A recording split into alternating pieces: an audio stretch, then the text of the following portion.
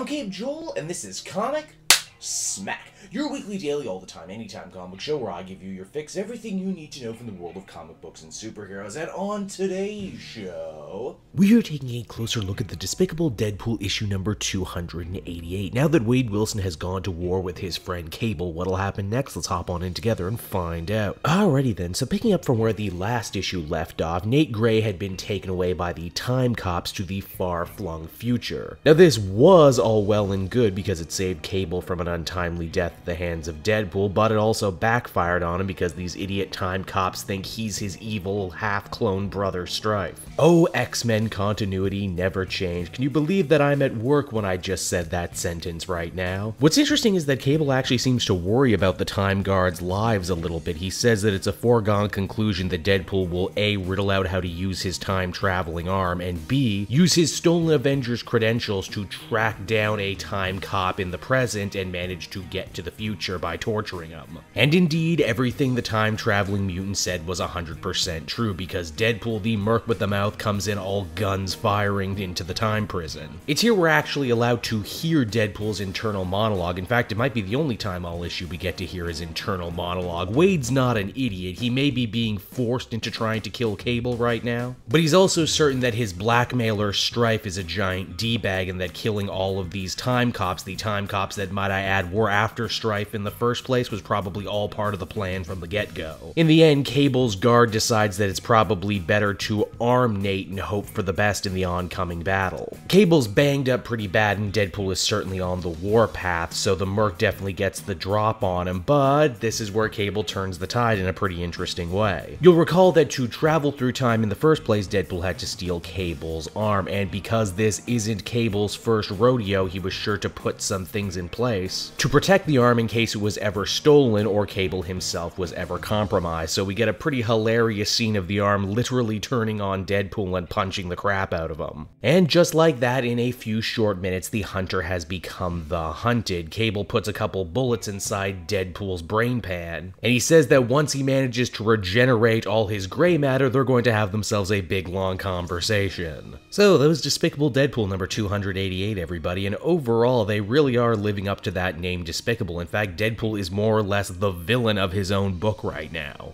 So much to the point Cable actually takes a ton of focus in this issue. This story was really more about him than it was anything else. And that's not necessarily a bad thing. Duggan does a good job with Cable, but if you pick up a book called Deadpool, you probably want to read about Deadpool. I mentioned that the last two issues have been a lot heavier and a lot more serious, but Duggan also doesn't forget to infuse a little comedy. A bit that had me laughing was Cable calling himself on his deathbed for pointers. Overall, this is a solid workman-like title with good laughs and good actions, but in terms of emotional content, they really haven't reached the levels that they had during Secret Empire, but hey, this is Duggan and he can always throw you a curveball, which I'm certainly hoping for. Overall, I'd give this one a 7.5 out of 10, so that's Deadpool, everybody. I hope you enjoyed it, and as always, why not check out some of these other videos. Then you can always follow me on social media at Cape Joel, so you're always up to date on what new videos I got coming down the pipeline.